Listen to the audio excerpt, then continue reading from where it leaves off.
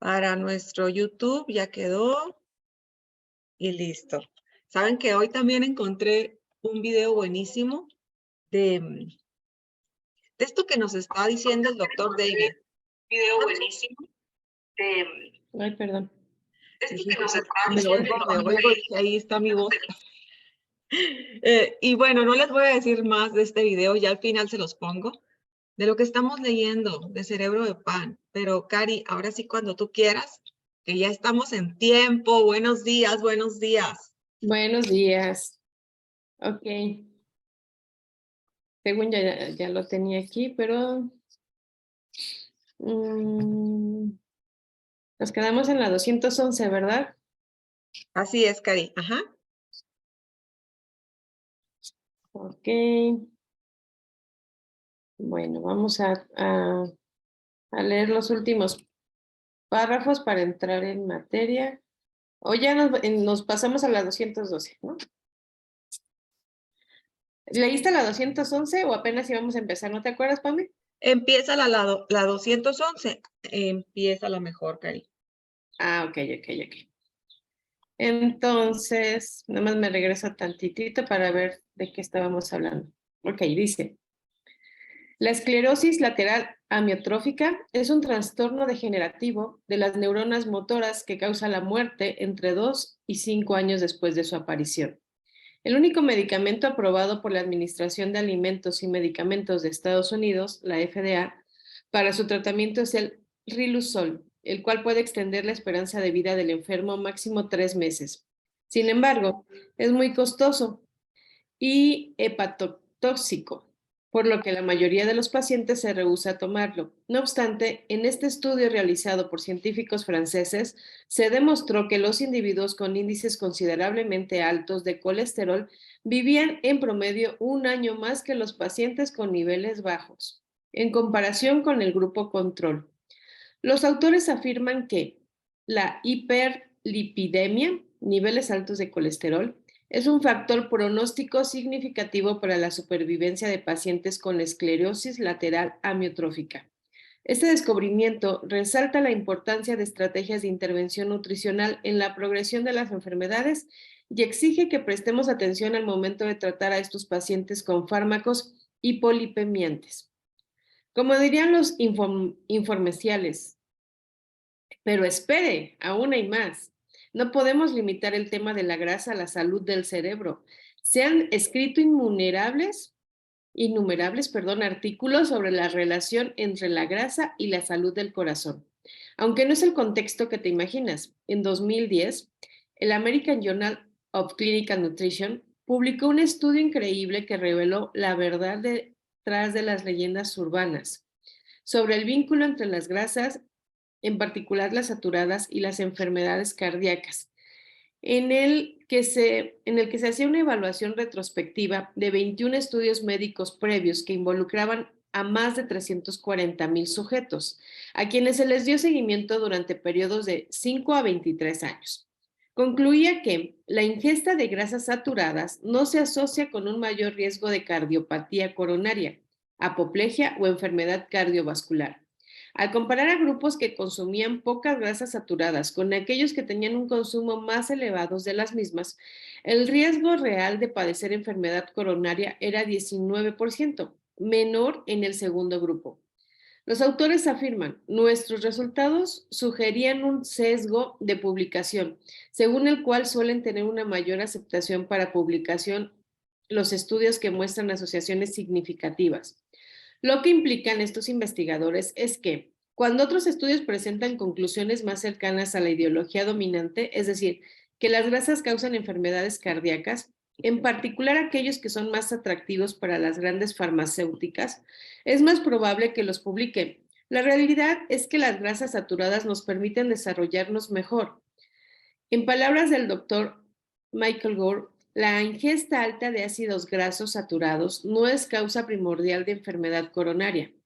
En un artículo posterior del American Journal of Clinical Nutrition, un panel de científicos de todo el mundo, especialistas en el campo de la nutrición, afirmó de manera contundente: hasta el momento no se han encontrado vínculos claros entre la ingesta de ácidos grasos saturados Y estos resultados, obesidad, enfermedad cardiovascular, incidencia de cáncer y de osteoporosis.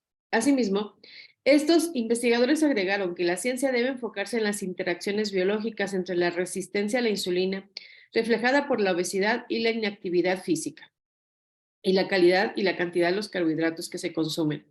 Antes de repasar otros estudios que demuestran los beneficios de las grasas y sobre todo de los alimentos altos en colesterol, analicemos cómo llegamos al punto de rechazar aquellos alimentos que nutren nuestro cerebro para mantenerlo sano y en forma, los cuales nos permitirán llevar una vida larga y vibrante.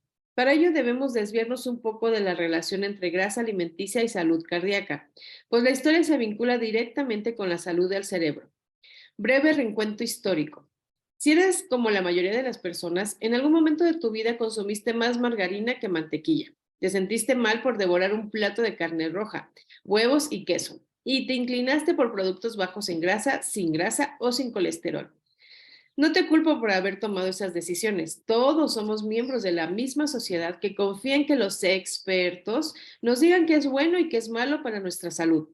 Las generaciones modernas han sido testigos de momentos claves en el desarrollo del conocimiento sobre la salud humana, así como de los descubrimientos cruciales sobre lo que nos enferma y nos hace propensos a diversos padecimientos. De hecho, el comienzo del siglo XX marcó el principio de un cambio monumental en la vida cotidiana gracias a los avances tecnológicos y médicos. En unas cuantas décadas tuvimos bastante acceso a los antibióticos, a las vacunas y a los servicios de salud pública. Las enfermedades pediátricas comunes que alguna vez disminuyeron la esperanza de vida empezaron a desaparecer o al menos a ser mejor controladas. Más personas se mudaron a las ciudades y dejaron atrás su estilo de vida agrario. La gente se volvió más educada, más informada e incluso más sofisticada. No obstante, en cierto modo, también nos volvimos más susceptibles a que nos engañe información que aún no ha sido del todo descifrada ni demostrada.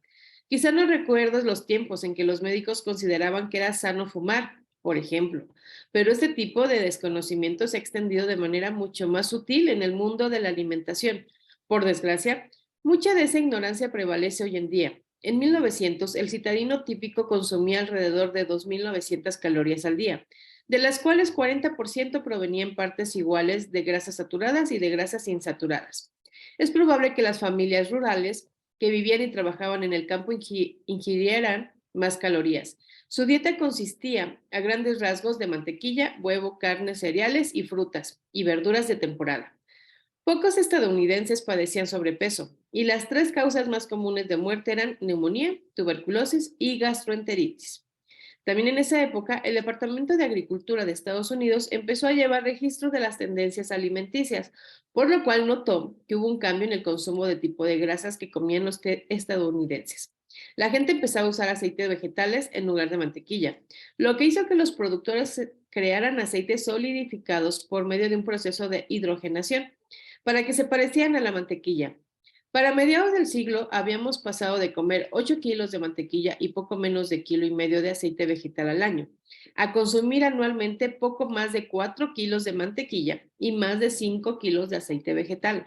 La margarina también iba ganando terreno en nuestra alimentación. A principios del siglo, la gente consumía apenas 1 kilo por persona al año, pero que a mediados del siglo esta cifra aumentó a cerca de 4 kilos. Aunque la denominada hipótesis de los lípidos existe desde mediados del siglo XIX, no fue sino hasta mediados del siglo XX que los científicos intentaron correlacionar una dieta alta en grasas con la grasa de las arterias, conforme empezaron a aumentar las muertes causadas por cardiopatía coronaria.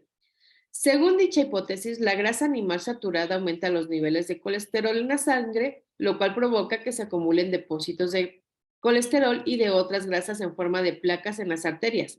Para reforzar esta teoría, Ansel Keys, investigador en salud pública de la Universidad de Minnesota, mostró que había una correlación casi directa entre las calorías de la grasa presente en la dieta y las muertes por enfermedad cardíaca en las poblaciones de 7 países.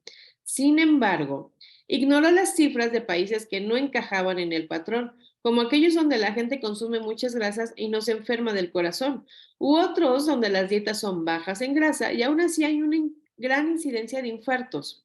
Los japoneses, cuya dieta en promedio tenía solo 10% de calorías provenientes de grasas, mostraban las tasas más bajas de mortalidad por la cardiopatía coronaria, menos de 1 por cada 1000. Por el contrario, Estados Unidos ostentaba la mayor tasa de muerte por dicho padecimiento, 7 de cada 1000, donde 40% de las calorías provenían de las grasas. A grandes rasgos parecía que estos patrones sustentan la noción de que la grasa es mala y que causa enfermedades cardíacas. No obstante, los científicos no sabían aún que estas cifras no daban cuenta del panorama completo.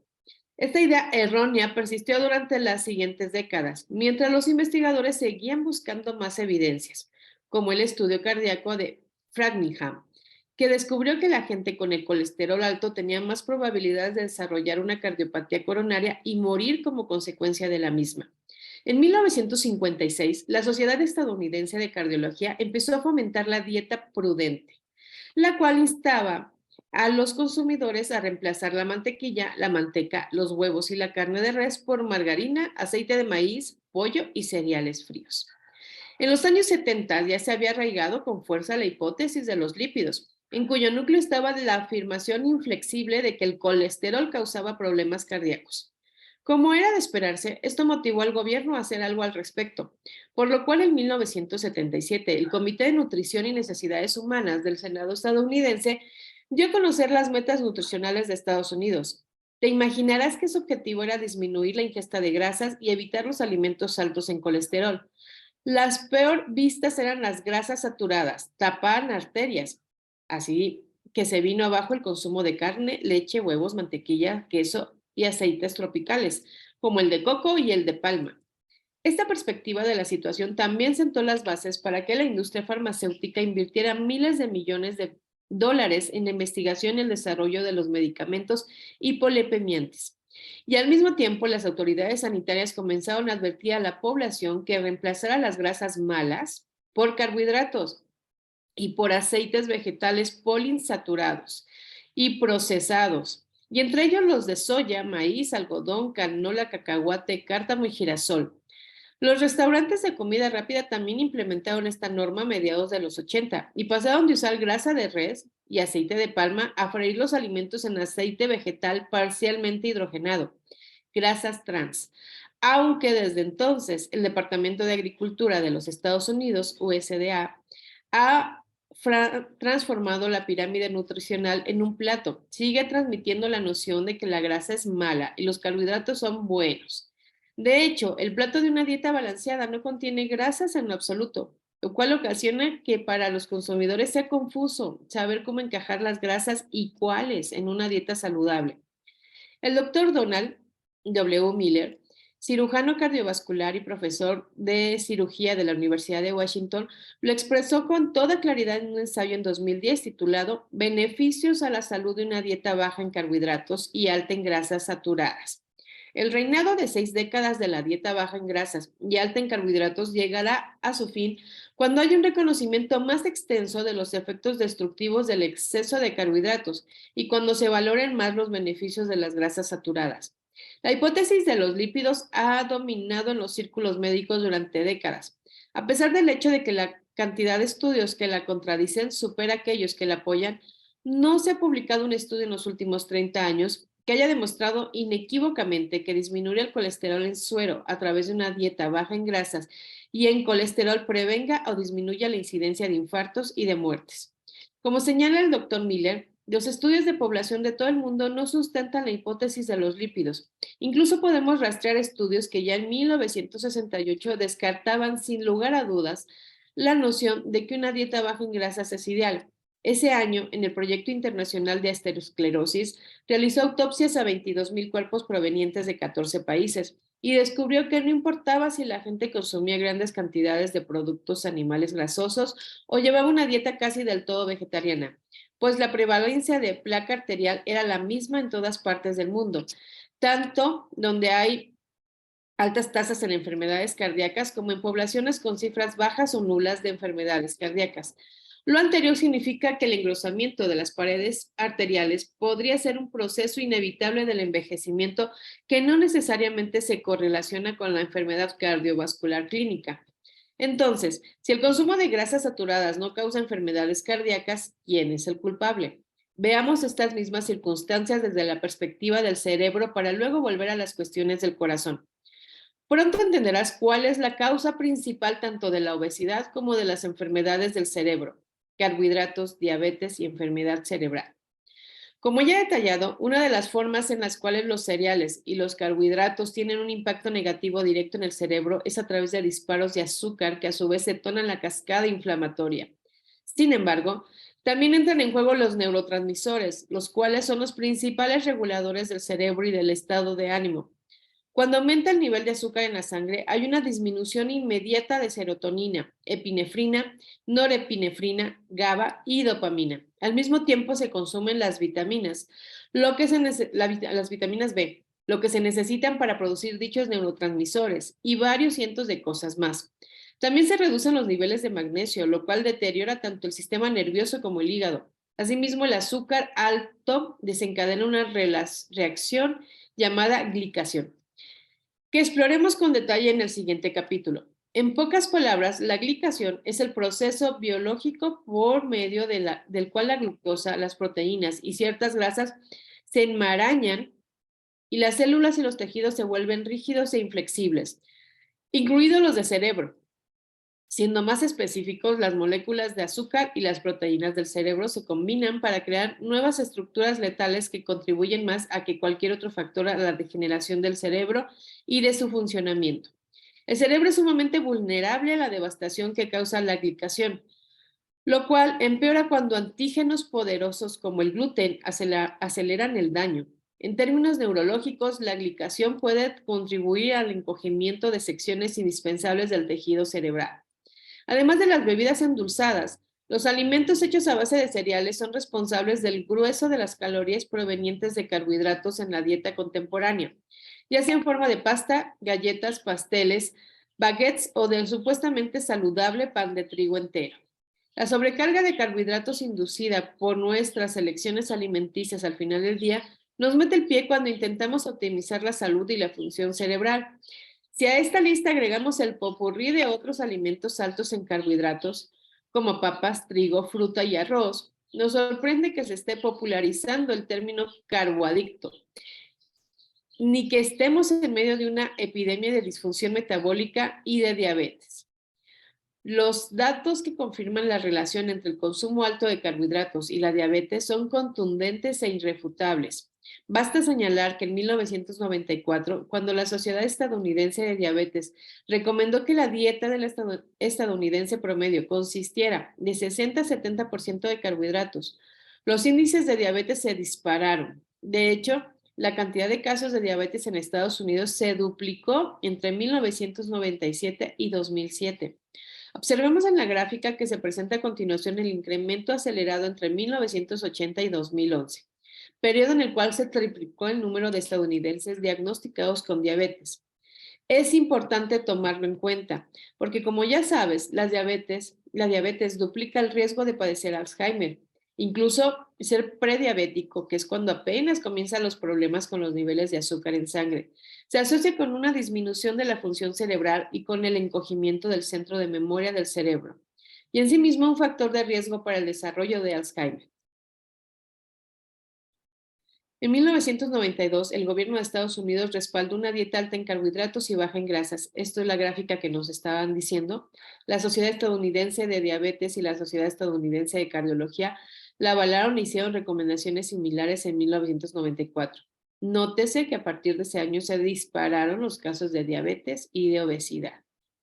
Si alguien quiere el PDF, recuerden pedírnoslos en el WhatsApp. Tenemos un WhatsApp de para que también puedan checar las acotaciones y, por ejemplo, esta gráfica, ¿no? Y otras que nos va poniendo el doctor.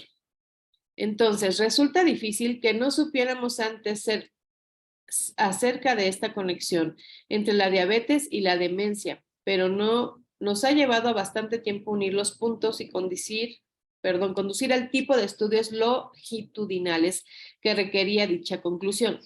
También nos hemos tardado en descifrar la pregunta evidente. ¿Qué suscita dicha conexión? ¿Cómo contribuye la diabetes a la demencia? En primer lugar, Si eres resistente a la insulina, es posible que tu cuerpo no sea capaz de romper cierta proteína, amiloide, que forma placas en el cerebro asociadas con los padecimientos en ese órgano. En segundo lugar, los niveles altos de azúcar en la sangre provocan reacciones biológicas amenazantes que dañan las células y causan inflamación, la cual tiene como consecuencia el endurecimiento y el estrechamiento de las arterias en el cerebro, por no mencionar el resto del cuerpo. Este padecimiento conocido como arteriosclerosis puede derivar en demencia vascular, la cual ocurre cuando hay bloqueos y apoplegias que matan el tejido muscular.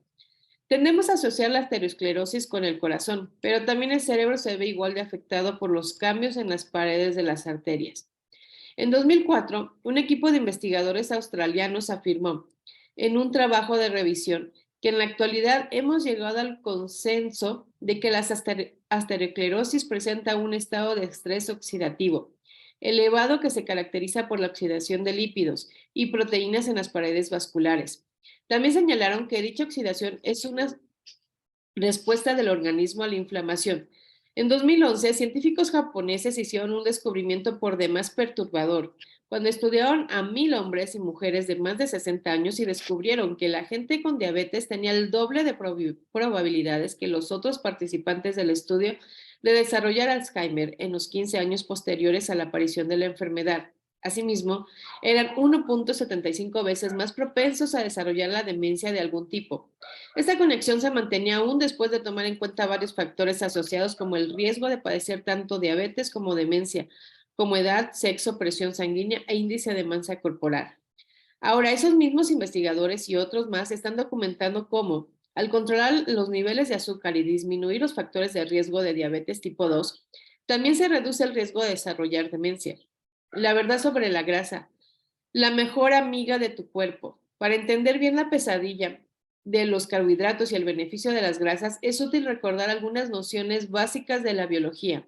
Una vez dentro del cuerpo, los carbohidratos alimenticios, incluidos los azúcares y los almidones, se convierten en glucosa, la cual, como ya sabes, le indica al páncreas que libera insulina en la sangre.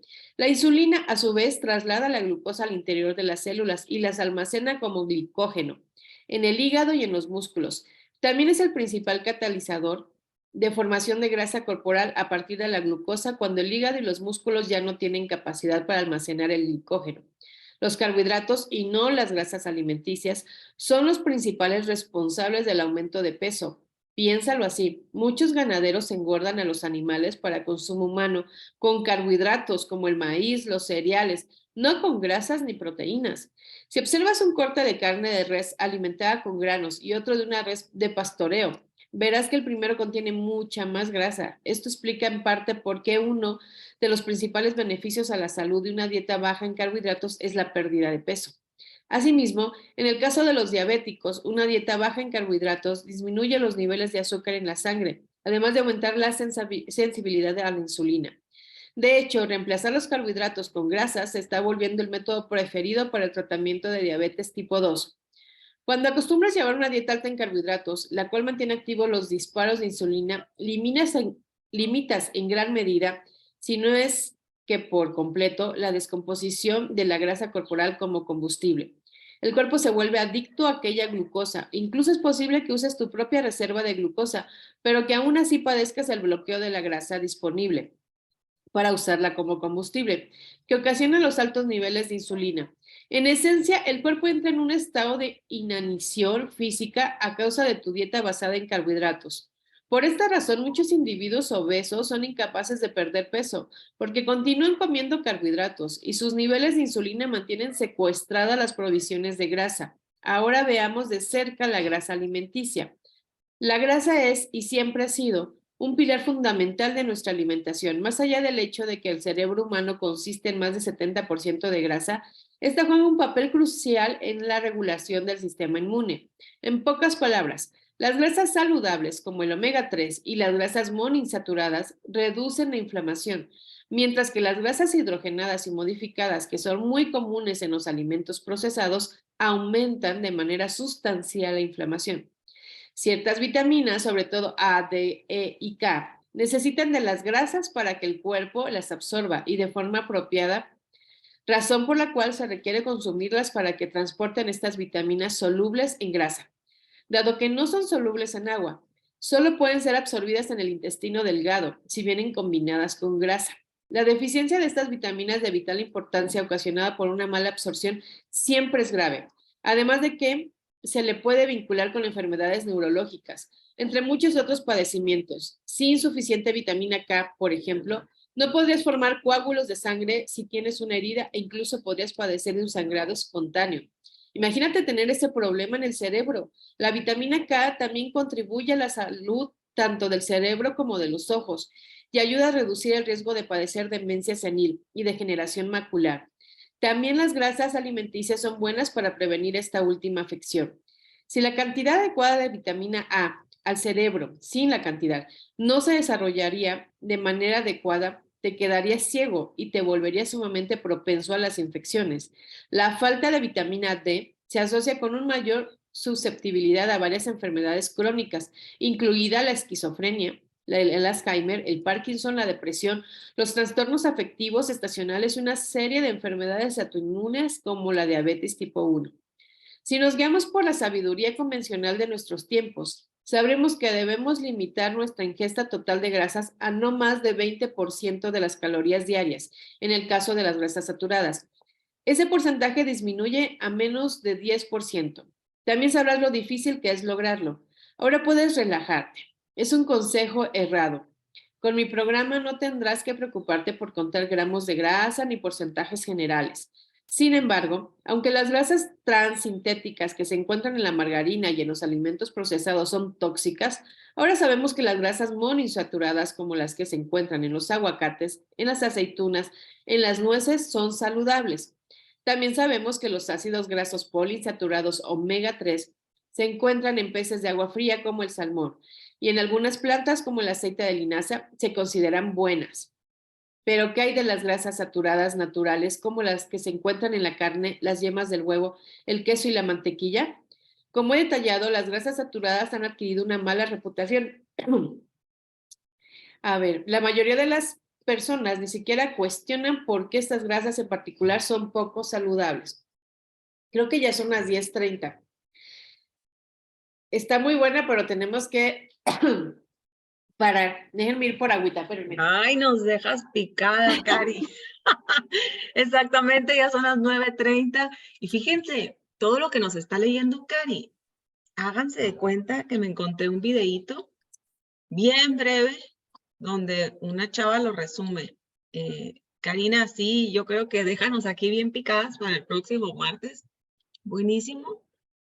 Ay, cuánto tiempo. Incluso ayer Angie Bustamante, nuestra amiga bióloga, nos los decía en su presentación, cómo antes esta pirámide, ¿se acuerdan? La base eran los cereales, el trigo, ¿se acuerdan?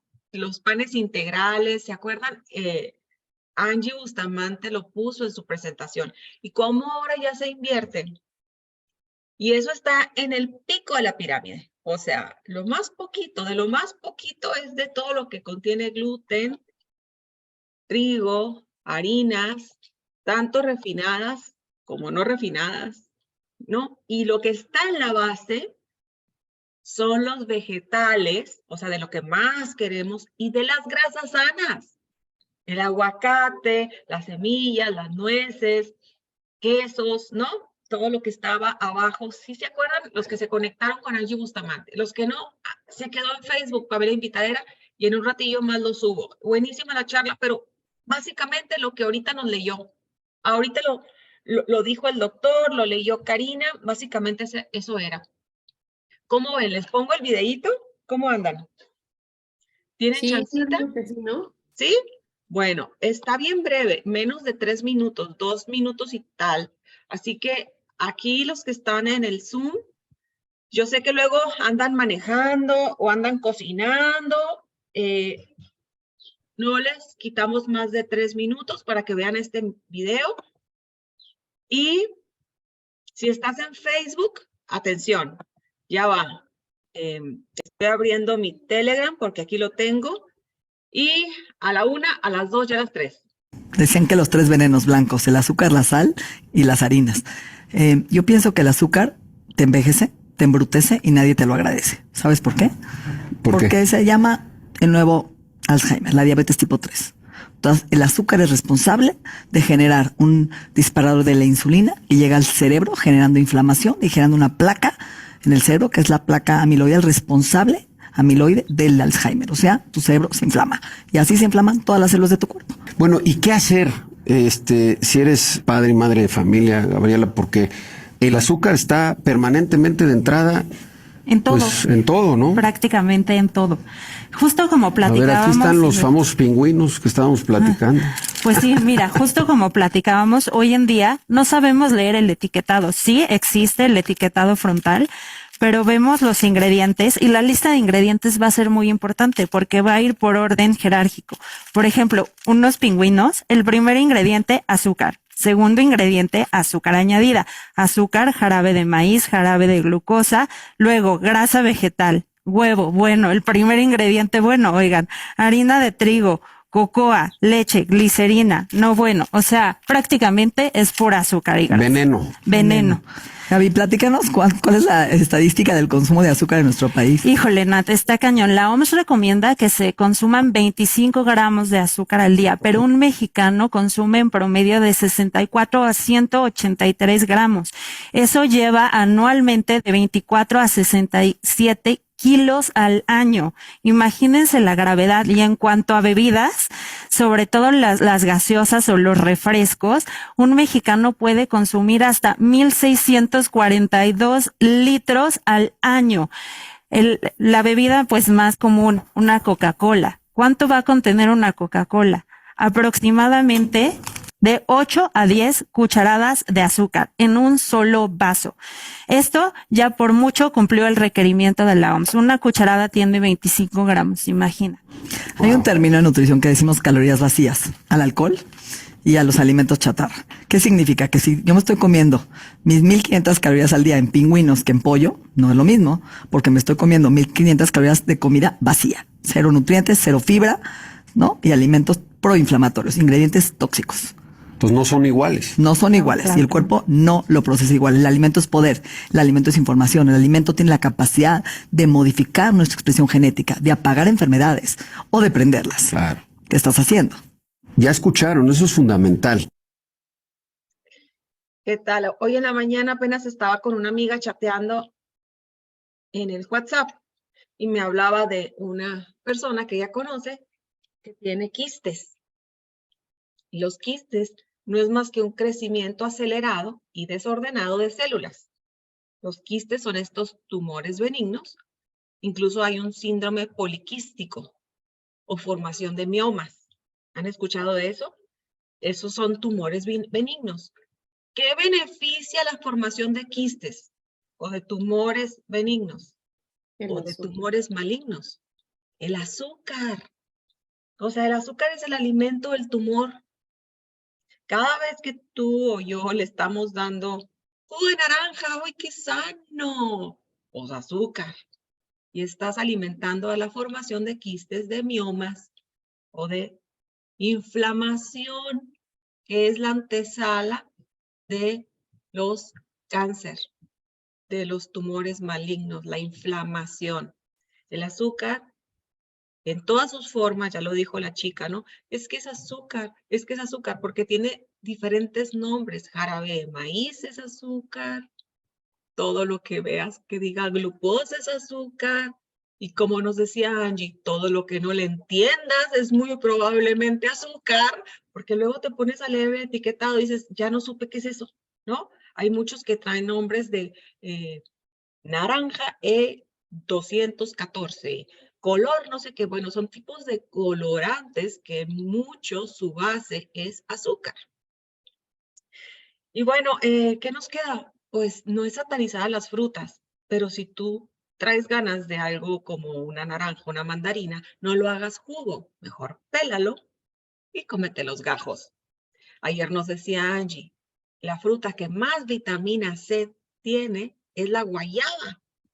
Entonces mejor cómete una guayaba y no busques hacer ni mermelada de guayaba, ni ate de guayaba, porque eso es agregarle azúcar que no se necesitaba. Si tú dices, es que yo sí necesito como que entre comidas comer algo porque, ay, no sabes, me duele la cabeza, me mareo. Son tantos años, pero tantos, de andar ahí husmeando galletita, panecito. Son muchos años con pasión, pero mejor tómate una Natural Balance, que va a ser proteína con muy bajo índice glicémico. Y a lo mejor le dices, ay, ¿sabes qué? Le voy a poner frutos rojos. Ponle frutos rojos, ponle frambuesas, ponle fresas, ponle moras, que eso sea tu dulce. Te va a dar una sensación de saciedad y te va a matar el antojo del pingüino, por agarrar el ejemplo, ¿no? O de la galleta, o de los polvorones. Yo me declaro adicta a los polvorones, Marinela. O sea, pregúntenle a mis hijos, si yo iba al Oxxo, hay unos polvorones. Y luego cuando tardes lluviosas en Lerma, uy, con un café, mira, sopeaba el polvorón y así que se deshiciera en la boca. Ya las voy a antojar. Pero es que yo sé que somos humanas, que somos, ¿verdad? Personas que mucho tiempo, o las barritas Marinela, las barritas de fresa. ¿Qué te digo? Me encantan. Y cada día lo digo, me encantan porque sé que soy vulnerable a caer. O sea, cada día como Alcohólicos Anónimos, yo digo, soy adicta al azúcar, porque el día que diga de eso ya me curé, ya valió. Mejor cada día digo, sí, soy adicta al azúcar y sí vale más que ahorita ya me haga la malteada y sí vale más que ahorita ya me le ponga las fresas, las frambuesas, las moras, ¿no? Y que tu plato siempre busca verlo, voltear a ver tu plato y que la mitad del plato o 3/4 partes del plato sea de los vegetales.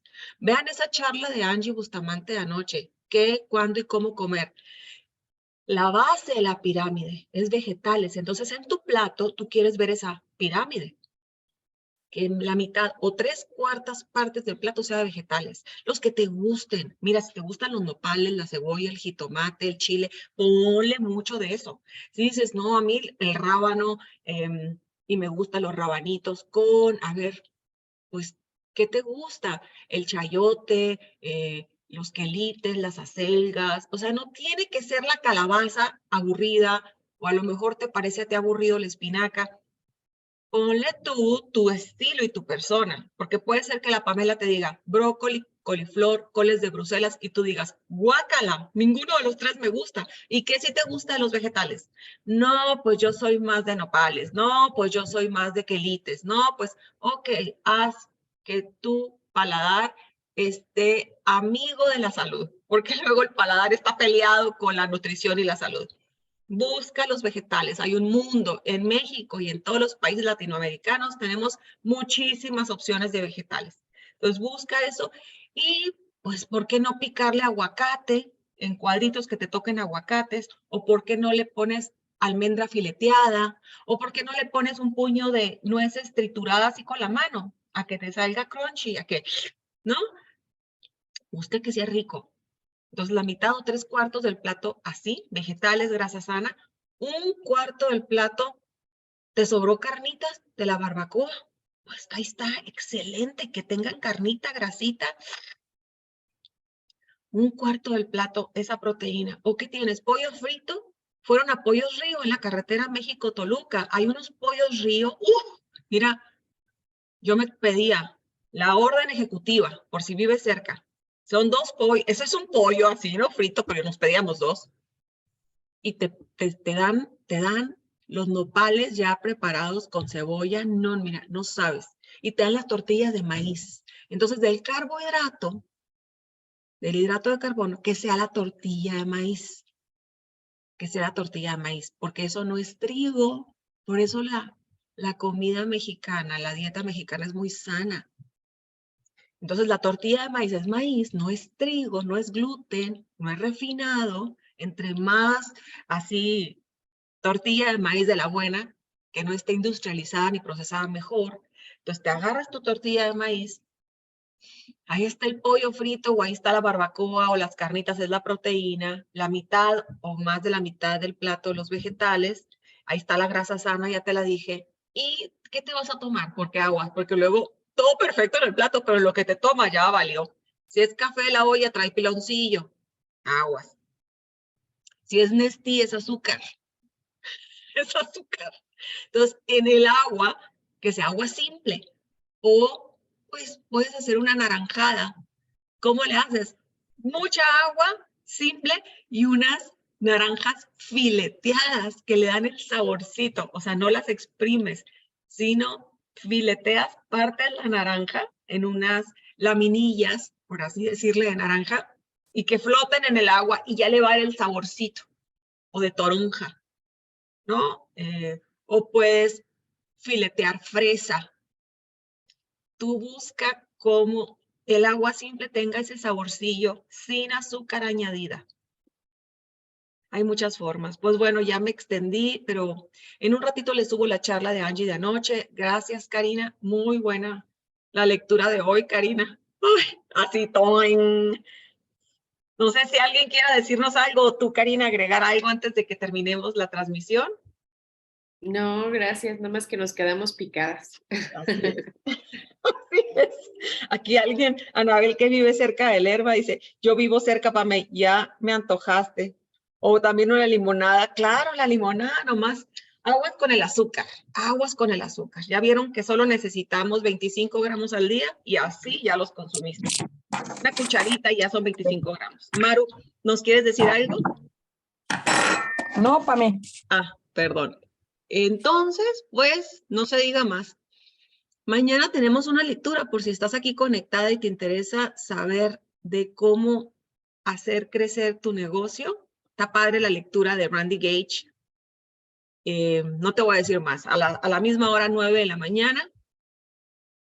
¿Quieres también crecer abundantemente, no solo en salud, sino en finanzas? Mañana, 9 de la mañana, aquí en SpaceX.